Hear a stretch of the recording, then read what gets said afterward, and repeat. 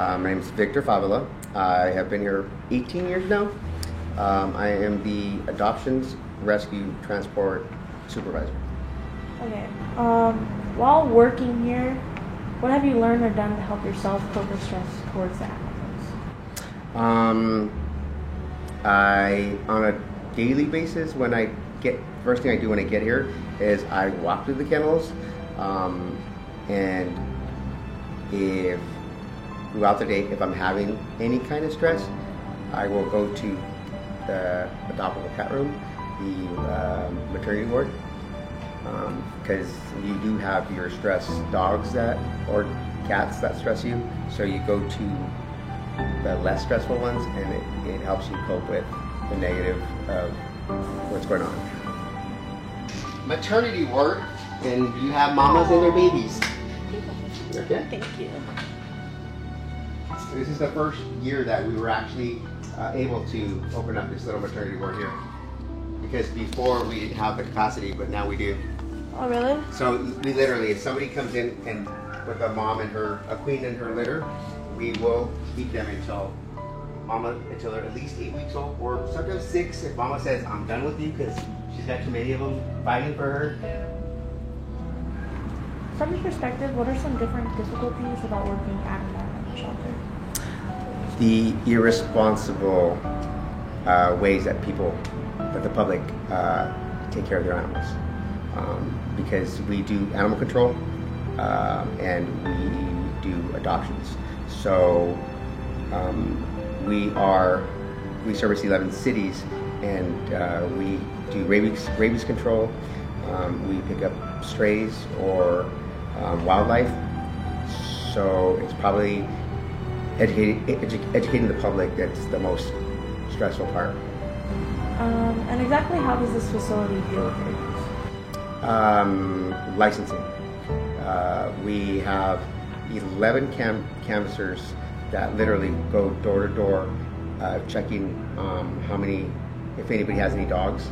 So if they do, we enforce them to provide proof of rabies, and then they have to get the dog license, because it is California state law that you have your dog licensed. So that's how you keep control of rabies. On a weekly basis, about how many animals do you think are admitted? I would say on an average, anywhere from 150 to 300 a week.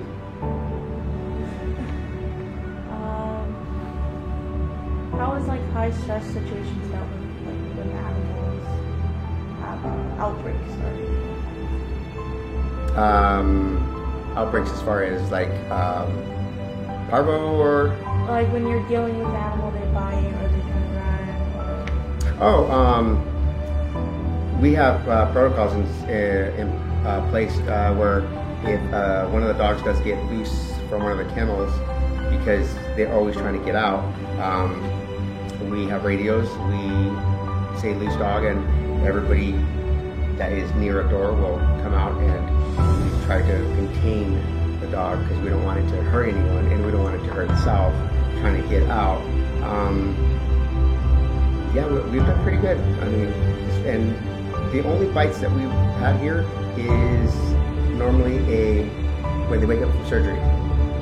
So they're waking up, and you can't really tell a dog or a cat, hey, we fixed you, you're okay.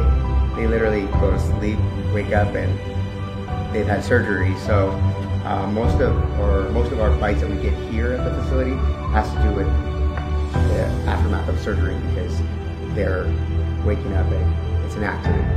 But we quarantine it for 10 days to make sure that everything's good, and then it still goes up for adoption, because it was an accident. It wasn't on purpose. They weren't aggressive. What led you to working with animals? My first dog that I got was a stray. It was a Rottweiler. I used to work at a hospital. I was a OR nurse, and little puppy Roddy came up to my apartment at the time, and I didn't know about dog licenses. I didn't know about rabies control. So when I found her, I didn't know what to do with her. I then figured out that you take it to your whoever does animal control for your city. And in doing that, I then found out that there's shelters out there that deal with animal control. I brought her here. I fostered her for 10 days, and I am what you call a foster failure because I kept her. And that's how I've gotten all 5 of my dogs is through the shelter, and my 2 cats, because I start off as a foster and I fall in love with them. So that's how I ended up here. What does the course of an adoption look like? If someone is interested in either a dog or a cat that is currently available for adoption, they come into the adoption center. They will fill out an application it's a questionnaire that has basic questions, because we want to have know information about the person and know what they're looking for, and see if they possibly have other animals or kids under 10, because we want to make sure that it's a perfect fit for them. Not perfect, but that it's a good fit. They will fill out the application, then we'll bring the animal out so they can do a social interaction with the animal. If it all goes good, they literally adopt. If we need to spay or neuter the dog, they pick it up the following day and take it home. What emotions do you think these animals have entering the shelter? Stress, fear, abandonment, depending if they come from a home. If it is a true stray dog, it's usually more of an aggressiveness because they're loose, they don't have a home, so they're running around.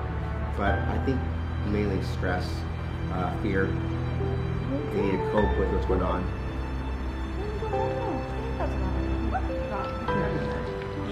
Okay, no problem. Thank you. No problem, thank you.